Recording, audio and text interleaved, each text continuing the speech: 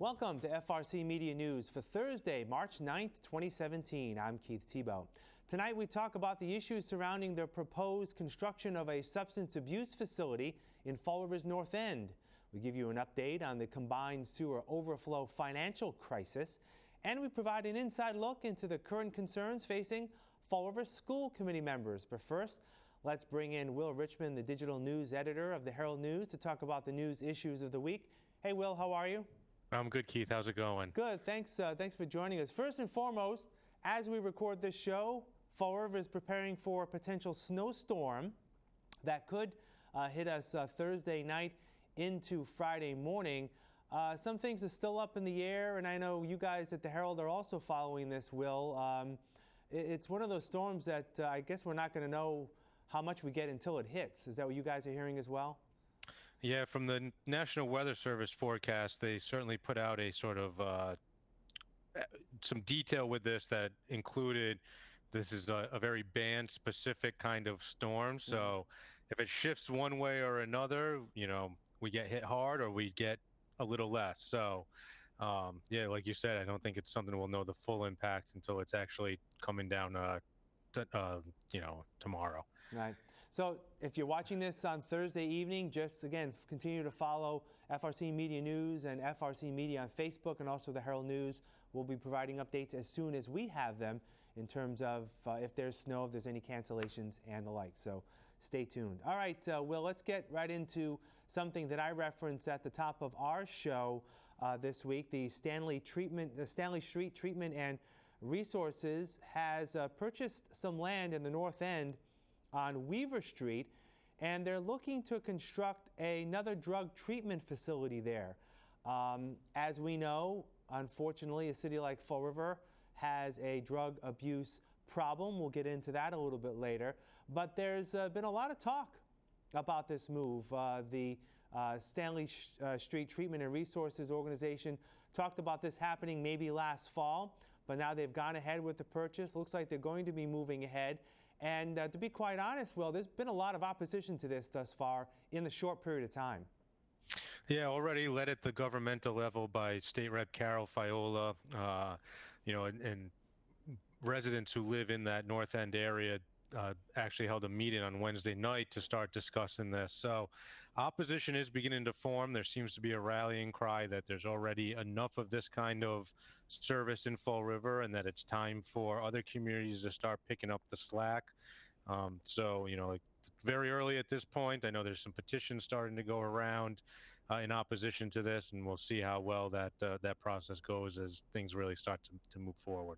Just some more numbers from STAR. They currently help 5,000 primary care patients and 50,000 visits a year at their current facility on Stanley Street, and they're looking to expand that here. The city currently has 2 methadone clinics in the city, and that was something that was brought up by Representative Fiola, that Boston has 3. So City of Fall River size, in her opinion, has more of these clinics than probably it should, and that you know, the opposition is being put out there that, you know, more of the communities in the Commonwealth should be stepping up to help treat those who have drug abuse issues. But one of the things we want to bring up now is our FRC Media News' Donna Mata had a chance yesterday to speak with Nancy Paul, the executive director of STAR, and her reaction to the opposition to her organization's plans. And I find it very concerning that people are fighting about establishing more treatment and not fighting the fact that there are going to be at least 3 marijuana dispensaries, growing dispensaries, things that are going to keep me in business for my entire lifetime. Nobody's discussing that, and why not? It's going to be a growing factory on the water and a dispensary. Why is nobody talking about this? I just heard today that there's going to be a new drug paraphernalia store opening up on South Main Street. Why is nobody doing this? We don't need more drugs in the city. We need more treatment in the city. That was Nancy Paul, the executive director of STAR, and I know she wrote a letter to the Herald News that I believe was published today concerning her thoughts and her support of this issue. Will, this is one of the things where a city like Fall River has such a problem, but yet those in the city want others in our region to help pick up the slack. How difficult is it? Because a lot of the issues that Mrs. Paul brings up are issues that actually are happening here in the city. It's sort of a catch-22. We want to help people get treatment. A lot of those who are abusing drugs, unfortunately, are in the city like Fall River, yet we also don't want the facilities here. It's really a very difficult thing to wrap our heads around, I guess. Yeah, certainly access seems to be an argument in favor of constructing this kind of facility here in Fall River. You certainly have to wonder if it's in a suburban community. You have to be more considerate of limited public transportation routes, the ability for people to get to that location. But then on the other side, there's the people who say, this type of facility doesn't just serve people in Fall River. People from other parts of the state will be brought here. They'll be, the new facility is supposed to include 30 detox beds and 30 rehabilitation beds. So that those won't likely all be used by people from Fall River and the immediate surrounding area. So if they can get people to this facility from other parts of the state, then they could do the same if it was located in Somerset or Swansea or somewhere else. So yeah, definitely going to be a fascinating story as we move forward. And in conjunction with that, the paper this week you published the 4 overdoses by the numbers, something that the Herald News has done for quite a while now. And the overdoses in February were 52 overdoses for the month of February. That is down 1 from February of last year. And both February of this year and February of 2016, unfortunately, 3 of those overdoses were fatal. And thus far, over 2 months, however, the number of total overdoses for January and February is 117. And those 2 numbers combined are a little higher than a year ago. So the problem still existing here in the city of Fall River. I don't know if you have any other comments on that, Will. Yeah, certainly it's it's a trend that is not going away. The problem still exists. It's certainly encouraging to see the numbers slightly dip for February, but it's not enough to be viewed as an improvement in any way. So this is a problem, I think, that is going to continue to plague the city, for the coming year. Right. And we'll have more on the Stanley Street and Treatment Organization's plans to move in the North End a little bit later on in our show. All right, Will, one other news item I'd like to bring up this week actually has to do with economic development and regional economic development wars, if you will. In the Taunton Gazette this week, the Herald News sister newspaper, the City Council in Taunton announced that they have approved a 20-year TIF agreement for a company to move into Taunton from Fall River. Maxon Precision Motors will be moving from the industrial park in Fall River to the Miles Standish Industrial Park in Taunton.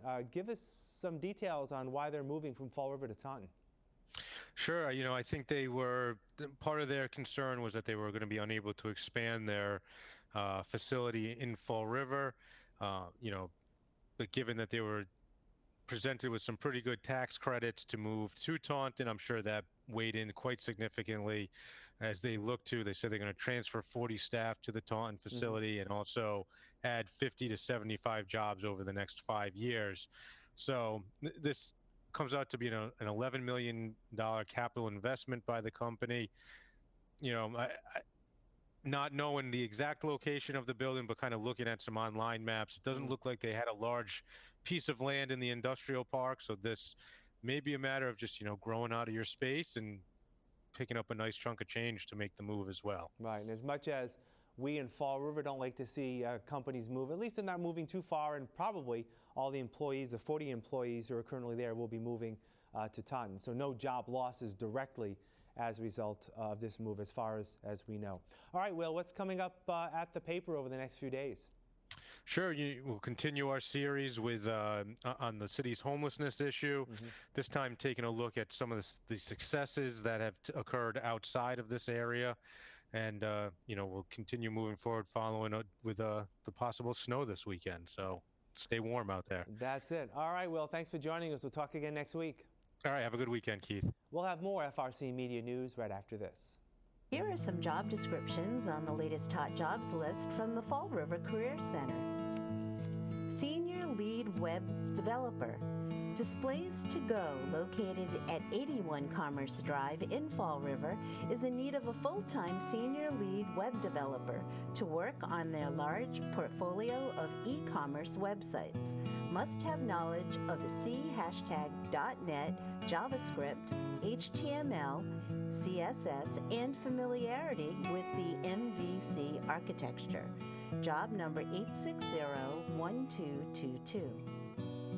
Seasonal Forestry Assistant. The State of Massachusetts Department of Conservation and Recreation in Fall River, located at 200 Davall Street, seeks qualified applicants for the position of Seasonal Forestry Assistant to assist in the preparation of plans for replanting trees on public and private property in the city of Fall River. Job number 8593072. RN Program Operations Manager. People Incorporated, located at 4 South Main Street, is seeking a full-time RN Program Operations Manager to serve as a management team member responsible for the overall functioning of assigned residential sites, including quality treatment, contract compliance, budget management, facilities, hiring, training, and retaining staff, and ensuring proper coverage is maintained to meet the patient's needs. Job number 858-5343. Amazon, located at 1180 Innovation Way, is looking to fulfill the following positions. Operations Manager, job number 859-7037. Loss Prevention Manager, job number 859-7035. Safety Specialist, job number 860-2736. For more information on these or other positions, visit frcmedianews.org or call the Fall River Career Center at 508-730-5000. As we mentioned earlier in the show, a substance abuse treatment center proposed for property on Weaver Street has drawn concerns from those who live in the north end of the city. FRC Media News' Donna Mata has more reaction from a nearby neighbor. Thank you, Keith. I'm on Weaver Street, and behind me is the number 3 mill, ravaged by fire, and is the proposed site of the drug treatment facility. But not everybody is happy with the prospect. Across the street is the Fall River Kidney Center. I talked to a worker inside who declined to give me his name. However, he did say it was okay for me to voice his concerns. And his major concern is that the kidney center deals with the elderly population. He's afraid that with a drug treatment facility right next door, that some of the elderly patients may be nervous. He's also concerned that some of the patients at the facility may think there are narcotics, syringes, or needles, and would therefore perhaps try to steal or get into the building, which again is a safety concern as far as he is concerned. The facility has been located in this particular section of town since 2012, and it's been, well, quite slow going in general. But he does say that some people do stop by and they really don't belong here. So he is concerned that the proposed center, treatment facility center, will cause a problem. For FRC Media News, I'm Donna Mata. Concerns continue about how to continue funding Fall River's combined sewer overflow infrastructure repair, a process that's been ongoing for decades. State officials met with Administrator of Utilities Terry Sullivan this week to discuss how to continue to pay for the project. The session was initiated by State Representative Carol Fiola. Mr. Sullivan spoke about President Trump's plans to provide money for such CSO projects nationwide, with FRC Media News reporter Miranda Branco. Does the state delegation have any concerns or questions about these projects? So everybody has concerns, and it all has to do with money. I think all agree that the drinking water, storm and sewer system infrastructure need financial input, but it's where that money comes from. So the current president is talking about $1 trillion infrastructure program. However, details haven't been released yet, so we wanted to start early with both our state and federal representatives to have that information in their hands. So if and when any part of that $1 trillion is coming about, that we're first in line to be able to get support and funding for these projects. Sullivan also says that he explained to federal and state officials that since 1996, the cost for water and sewer fees to taxpayers has increased 560%. So a customer or a family using 245 gallons per day back in pre-1996 was paying $179 per year. Now they're paying almost $1,150 per year.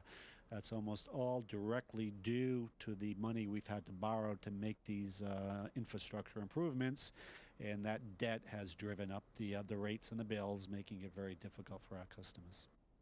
School committee member Gabriel Andrade has decided not to run for another term, citing family responsibilities taking up too much of his time.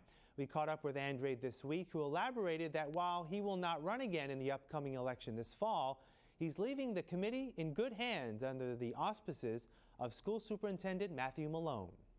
Right now, I feel that this committee is probably, when you consider the time that I served at Diamond over 12 years, this could possibly be the best committee I've ever served on. So in all respects, there was an incentive to stay on a little bit longer. However, I also have some family considerations. When I first decided to run, I had no grandchildren. Now I have two who take up a good amount of our time and focus. So that was another disincentive, let's say, to staying on much longer. Andrade also explained that the committee is currently focused on issues surrounding recruitment and retention. Mainly teachers and administrators, principals primarily. We lost a number of principals last year, and that was a big issue as the superintendent came in, because the principals technically appoint teachers.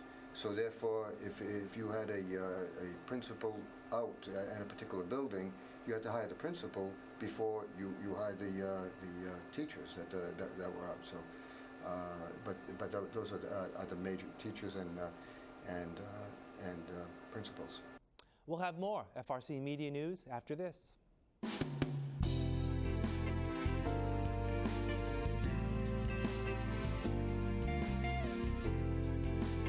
Hello again and welcome to Forever Pause. Another transfer in from the ASPCA. His name is Franco. He's about 3 to 4 years old and he loves to hug. But the minute I picked him up, first thing he did was wrap his arms around my neck. So I think that makes him feel safe. But he's a neutered male, 3 to 4 years. So you can come and see him at Forever Paws. We're on 300 Linwood Street in Fall River. We're open 11 to 4 every day but Wednesday. All right, so this silly guy is Bixby.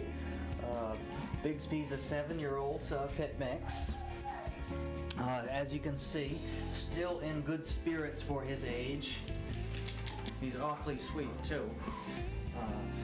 See if we can get him to play a little bit, because I know he sometimes wants to play. But he's in good condition for considering his age too. He's a very nice dog. Very, very nice. And he's got this little beauty mark right in his eye, right under his eye. How about that? Got very deep eyes too. Very soulful.